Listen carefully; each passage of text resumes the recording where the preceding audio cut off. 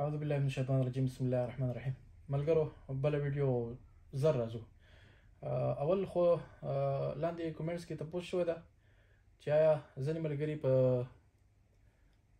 بحرونو نه پوهیږي په خجونو په سیلابونو نه پوهیږي آیا هغه شاعري به ګوره کاغو په دې سيزونو نه پوهیږي خو بیا هم شاعري ټیک لیکي یعنی هغه به خامخا ځان سره د پیمانه جوړه کړې وي یا طرز سره شاعري کوي لکه طرز هم شاعري چې څوک کوي نو داسې وایي چې یو بحر کې لیک کوي خپل سوچ خپل قافیه خپل ردیف راوړي خپل ځمکه راوړي خدای چې طرز کې شاعري کوي نو دا یو بحر کې لیک کوي نو دا څه مسله نشته نو هغه وزن بربريږي نو هغه کا په سیلابونو غنه پیږي خو خامخا لک زیات کم ورنه کی خو شاعري وی خو چې په شاعري اصول لک پوره کړي نو خامخا لک بحر بنیادی سیز ده قافیه ردیف بنیادی سیز ده په دې سیزونو چې نه پوهیږي نو غنه بخامخا ډېری غلطي کی او بل دا چې بحر باندې عبور لرل دا ضروری ده شاعر مهارت چې څومره شاعري کې لري څومره اړخونه ورته معلومي عمره هغه شاعر خوي کنه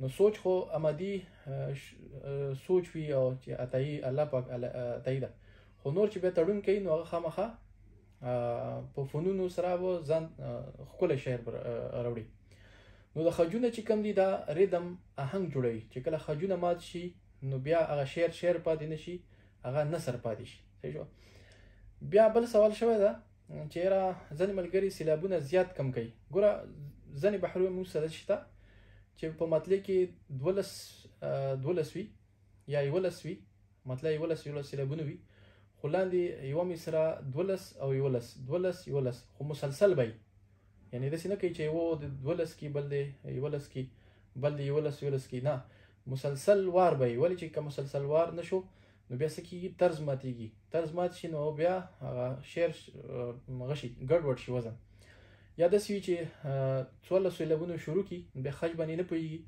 بیا آزاد مصرا 15 سیلابونو راوړي خو ټوله راوړي هغه مسله نشته خدا سي بنه کوي چې یو 15 و 14 یا ګډوډ صحیح شو او کله سی چې په شعر کې چرته یو ځای کې یو سیلاب زیات کړو نو هغه عیب ده لکه عیب ګڼل کېږي خامخا یعنی مطلب دا چې شاعر د پکاره چې هغه عیب ټیک کی اوس خو مونږ ته پیمانه شته ورس دا د درون سیلاب سپک سیلاب پیژندل ګران ده په دی وجه باندې ډېر ملګری سر ټکي خو دومره ګران کار نه ده صرف درون سیلاب لک تمرین غواړي تمرین نه پس په دورانی صاحب چې کوم کتاب ده هغه واخلې نو هغه کې به اسانه شي راځو په موضوع باندې نن لومړی اوږد رکنی بحر څلورم خاخ تیر چې کوم دریم خاخ هغه کې مونږ 15 سیلابونه و د کې هم 15 سیلابونه دي د کې 14 سیلابونه نه دي خو دلته یو مصرا د دوو غنه جوړیږي یعنی یو مصرا د دوو مصرونه جوړیږي چې لند اټول نه چې کومه وړه مصرا و چې خج پاول خو سیلابونه کنه اول خاخ کې چې کوم راغلو هغه مصرینا یو مصر جوړیږي خو هغه مصرا دوه ځلې راشي ایشو دوه ځلې هغه مصرا راشي نو یو بحر یو مصر ته جوړ شي هغه اوس ترکیب کو داسې بحرونه شته چې هغه دورانی په کتاب کې نه دی موجود نو هغه کسو کوئی چې هغه بحر ګڼل کیږي او ګڼل کیږي بالکل کم کې په دورانی په کتاب کې موجود نه دی هغه هم بحرونه شته هغه ته مونږ کم نوم ورکو کم نوم نه ورکو دغه مسله جدا ده خو مونږ بیا ورته ویل شو چې کله خاخه خج پاولي نو لومړی اوږد رکنی بحر ورته ویل شو 14 سیلابه لومړی اوږد رکنی بحر 15 سیلابه 14 تاسو مونږ ورته ویل شي چې په کتاب کې موجود نه وي کتاب کې موجود نو هغه واسه اسانه خبره نمونه مونږ سره لپاره کې ګدو دی لپاره چې یو سیس پیژنو کنه نو راځو په دې تقطيع باندې مونږ سره اوله مصره د رحمت شاه سایل صاحب لومړی چې کومه مصره د مونږ سره د رحمت شاه سایل کلام نه راخلو دویمه غنی بابا په یو بحر کې دي خو د دې تقطيع کو مړې درون سیلاب سترګې درون سترګې سپک سیلاب او درون سیلاب مړه دلته کې یو رقم پوره شو مړه درون سیلاب کا سپک سیلاب ته کاته ته درون سیلاب. دا کسې مصره لا پوره نه ده، خو دی دلته کې چې کومه ده د یو مصري کې دوه ځلې دغه بحر راغلی ده. دا اول خښ ولا چې کوم بحر و د اووه سیلابونه و خجې په اول دې ځای پورې راغلو. اوس دغه مصره هم مخته بوځي، خو دا مصره دې ځای پورې دغه یو روغ رکن او یو نیمګړی رکن پکې راغو. اوس بیا به دلته نه مونږ دا اوس نیمګړی رکن دې ځای پورې راغو، پوه شوه. دا مصره پوره نه ده، دا زه به لږ ښکته راشم. دا مصره مخکې وځو، خو داسې به وایو چې دلته کې دوباره دغه بحر شروع شو، لکه یار درون سیلاب، یاره سپک سیلاب، دا دی درون او سپک. دا یو رکن شو، بیا روغ رکن شو. کسې دا اوس نیم رکن راځي. څه وکړه؟ څه درون سیلاب وکړه، درون سیلاب او کړه سپک سیلاب. دا دې څه وکړه کنه. نو په یوه مصره کې منځ کې سکته غوندې راځي. هغه ولې راځي؟ چې د دوو برخو نه یوه مصره جوړه شوې ده، منځ کې نیمګړی رکن راځي. نو دې لپاره د یو نیمګړی رکن راغو، بیا ورپسې بل روغ رکن او نیمګړی. دلته هم روغ رکن نیمګړی.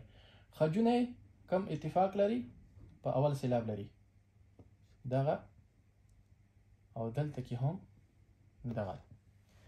نو دغه د دې تقطیع شو. اوس دا غنی بابا چې کوم پندي بحر کې ویلی ده، دې ته ګورو چې دې تقطیع وکړو. دا څنګه ده؟ جنگ درون سیلاب، تا سپک سیلاب، دې سپک سیلاب، منصور چې موږ منصور وایو، سور کې زور ده کنه. نو دلته هم سپک سیلاب، سور درون سیلاب، روان را سپک سیلاب، وان درون سیلاب ده.